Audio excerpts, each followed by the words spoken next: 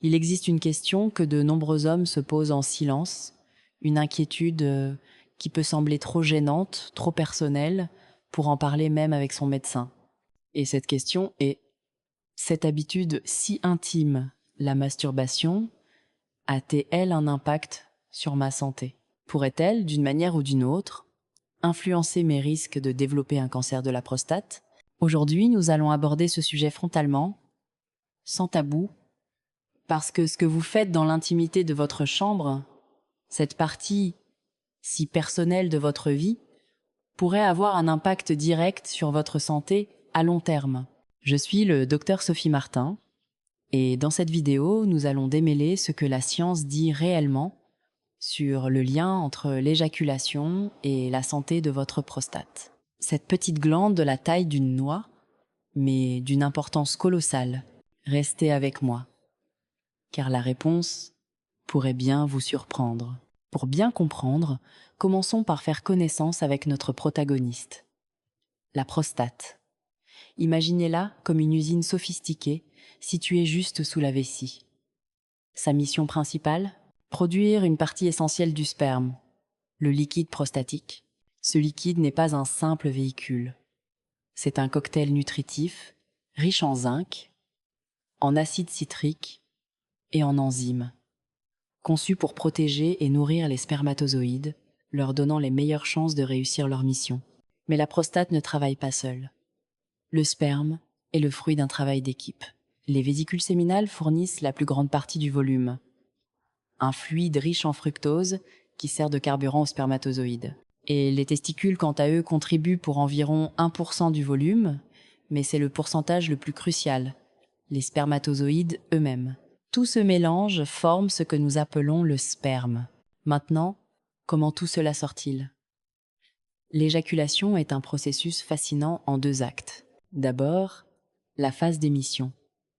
Tous ces fluides se rassemblent dans l'urètre, comme des acteurs se préparant dans les coulisses juste avant de monter sur scène. Ensuite, avec une stimulation suffisante, arrive le 2e acte, l'expulsion. Les muscles du plancher pelvien se contractent de manière rythmée et puissante, propulsant le sperme vers l'extérieur. Ce ballet parfait dépend d'une communication impeccable entre les nerfs et les muscles. C'est pourquoi certaines conditions, comme le diabète ou certaines chirurgies de la prostate que nous aborderons plus tard, peuvent perturber cette mécanique délicate. Une question qui revient souvent dans mon cabinet est: docteur, est-ce mauvais de se retenir? Est-ce que l'accumulation de sperme peut être nocive? La réponse directe est qu'il n'existe aucune preuve solide indiquant que le fait de ne pas éjaculer provoque une maladie grave en soi. Cependant, ce n'est pas un acte sans aucune conséquence. Imaginez une rivière qui ne s'écoule plus. L'eau stagne. Quelque chose de similaire peut se produire au niveau de la prostate. Chez les hommes souffrant de prostatite chronique, une inflammation persistante et souvent douloureuse de la glande, une faible fréquence d'éjaculation peut aggraver les symptômes de congestion pelvienne. En fait, une étude, dès 1999, a observé que augmenter la fréquence éjaculatoire, que ce soit par des rapports sexuels ou par la masturbation, aidait de nombreux hommes à soulager les symptômes de cette condition. C'est comme si l'éjaculation permettait de nettoyer les conduits, réduisant la pression et l'inflammation locale. Et il y a un bénéfice supplémentaire que beaucoup ne considèrent pas: la qualité du sommeil. Éjaculer libère un cocktail d'hormones, comme la prolactine et l'ocytocine, qui induisent relaxation et somnolence. Une recherche récente publiée dans le Journal of Sleep Research a confirmé que l'activité sexuelle, surtout lorsqu'elle culminait par un orgasme, améliorait significativement à la fois l'endormissement et la qualité globale du sommeil. Au-delà du plaisir immédiat, une vie sexuelle active peut donc être considérée comme un somnifère naturel des plus efficaces. Mais maintenant, abordons le point central, celui qui génère le plus d'interrogations et de craintes. Est-ce qu'éjaculer peu augmente le risque de cancer de la prostate? Ou, pour le dire autrement, est-ce que éjaculer plus souvent vous protège? La science s'est penchée sur cette question pendant des décennies, et les résultats sont pour le moins très intrigants. Permettez-moi de prendre une gorgée d'eau, et pendant ce temps, je vous demande un petit geste qui m'aide énormément. Si cette information vous semble utile, abonnez-vous à la chaîne et cliquez sur le bouton j'aime.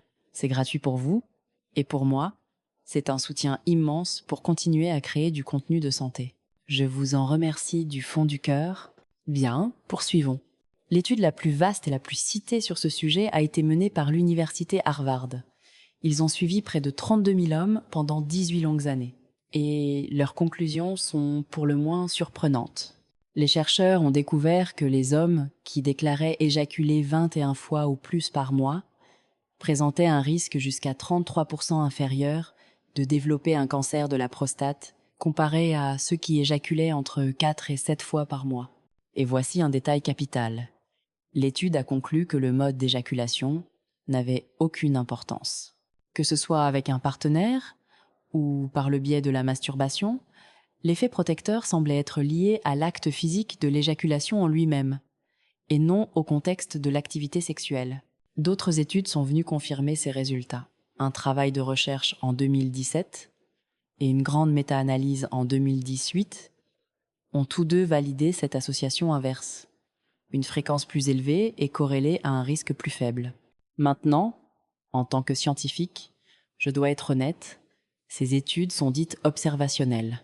Elles se basent sur ce que les hommes rapportent et se souviennent, ce qui peut comporter des erreurs, mais la constance des résultats à travers différentes recherches est si frappante qu'elle nous oblige à nous demander pourquoi ?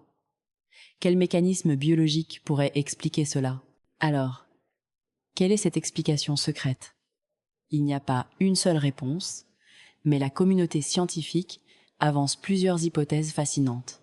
La première, et la plus intuitive, est l'hypothèse du rinçage. Imaginez la prostate comme une éponge parcourue de petits canaux. Au fil du temps, des substances potentiellement nocives, des cancérigènes provenant de l'environnement ou de l'alimentation, peuvent s'accumuler dans le liquide prostatique. Chaque éjaculation agit comme un nettoyage, un rinçage, qui expulse ces substances toxiques avant qu'elles n'aient le temps d'endommager les cellules de la prostate. Si l'on n'éjacule pas fréquemment, ces toxines restent plus longtemps en contact avec le tissu prostatique, augmentant la probabilité de mutation pouvant conduire à une tumeur. La deuxième théorie concerne les hormones. Une éjaculation fréquente pourrait aider à maintenir un équilibre hormonal plus sain au sein de la prostate, en régulant les niveaux de testostérone et d'autres androgènes. Cet équilibre permettrait de contrôler la croissance cellulaire et d'empêcher une prolifération anarchique. Une troisième idée, que je trouve personnellement très intéressante, est que l'activité sexuelle agit un peu comme un exercice physique pour le système reproducteur. Elle stimule le système immunitaire, notre armée de défense, qui n'est pas seulement là pour combattre les virus, mais aussi pour repérer et éliminer les cellules anormales, y compris les cellules cancéreuses potentielles. Un système immunitaire plus actif et vigilant est donc plus efficace pour faire le ménage. Enfin, on pense que les fortes contractions musculaires pendant l'orgasme améliorent la circulation sanguine dans la région pelvienne, réduisent l'inflammation locale et diminuent le stress oxydatif, un facteur clé dans le vieillissement cellulaire et le développement du cancer. Suite du script, partie 2. Après avoir entendu tout cela, la question qui brûle toutes les lèvres est « Docteur, alors, combien de fois faut-il éjaculer par mois ?» Et je veux être extrêmement clair sur ce point. Même si l'étude de Harvard mentionne le chiffre de 20 et 1 fois, ce nombre n'est pas une ordonnance médicale. Ce n'est pas un objectif que vous devez vous forcer à atteindre à tout prix. La santé sexuelle n'est pas une compétition. La fréquence idéale pour chaque homme est une question totalement personnelle. Elle dépend d'une multitude de facteurs. Votre âge, votre état de santé général, votre libido, la présence ou non d'un partenaire, votre niveau de stress, votre état de fatigue. Ce que ces études suggèrent, ce n'est pas une obligation, mais un concept. Une vie sexuellement active et une fréquence d'éjaculation régulière semblent faire partie d'un mode de vie globalement sain qui contribuent à protéger la prostate. Le message à retenir n'est pas tu dois atteindre 20 et 1, mais plutôt une activité régulière est probablement bénéfique. La clé est d'écouter votre corps et de trouver votre propre rythme, sans pression ni culpabilité. Et maintenant, j'aimerais vous entendre. Qu'en pensez-vous? Croyez-vous qu'il existe un nombre normal ou est-ce que c'est quelque chose de totalement personnel? Laissez-moi votre opinion dans les commentaires. Je suis vraiment intéressée de lire vos différentes perspectives. Et pendant que vous y êtes, n'oubliez pas de prendre un verre d'eau, car une bonne hydratation est aussi cruciale pour la santé de votre prostate. Bien. Abordons maintenant un sujet crucial qui préoccupe énormément d'hommes, surtout ceux qui doivent subir une intervention. Qu'advient-il de l'éjaculation après une chirurgie de la prostate? Il est fondamental de distinguer ici les deux types principaux de chirurgie, car leurs conséquences sont radicalement différentes. Parlons d'abord de la chirurgie pour hypertrophie bénigne de la prostate, ou adénome. C'est l'opération la plus courante. Avec l'âge, la prostate grossit et peut comprimer l'urètre, rendant la miction difficile. Le but de la chirurgie est de désobstruer le passage en retirant le tissu interne qui gêne, tout en laissant la capsule externe de la prostate intacte. La conséquence la plus fréquente de cette chirurgie est l'éjaculation rétrograde. Qu'est-ce que cela signifie? Concrètement, lors de l'orgasme, le sperme, au lieu d'être expulsé vers l'extérieur, est propulsé vers l'arrière, dans la vessie. Cela arrive parce que la chirurgie modifie le petit clapet, le sphincter interne, qui normalement se ferme pour empêcher ce phénomène. Il est essentiel que vous sachiez ceci. Vous continuerez à avoir des orgasmes. La sensation de plaisir sera la même, et l'érection ne sera pas affectée. Simplement, vous ne verrez plus de sperme sortir. Ce sperme qui est allé dans la vessie sera ensuite éliminé de manière parfaitement inoffensive la prochaine fois que vous urinerez.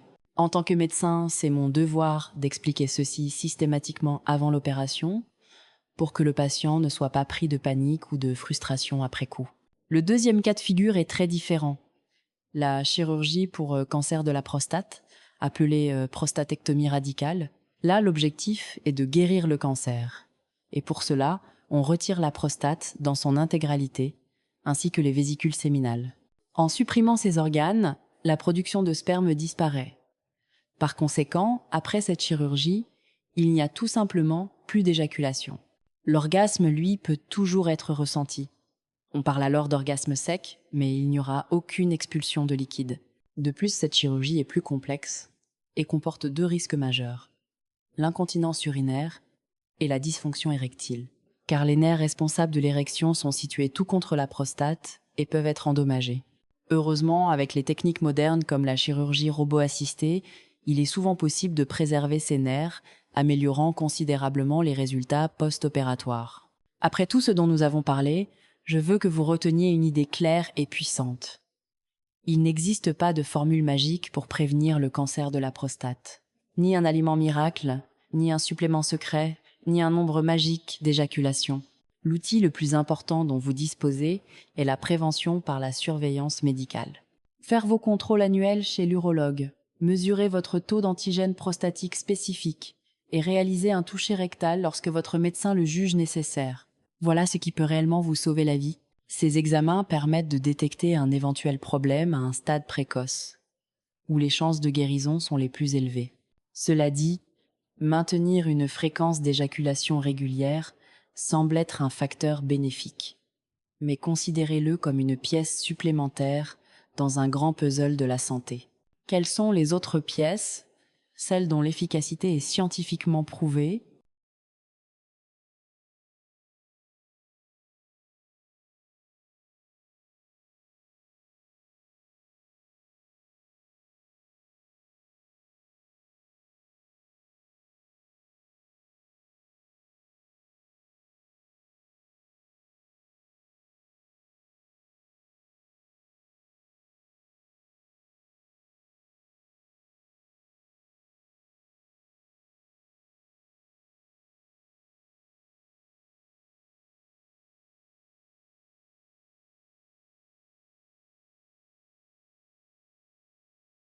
Ne fumez pas. Maintenez un poids santé. Adoptez une alimentation équilibrée, riche en légumes et pauvre en produits ultra transformés. Et surtout, bougez. La sédentarité est l'un des plus grands ennemis de votre santé prostatique et globale. Soyez très méfiants envers les charlatans sur Internet qui promettent des remèdes miracles. La santé est une affaire sérieuse. Je vous remercie immensément de m'avoir accompagné jusqu'ici pour votre temps et votre confiance.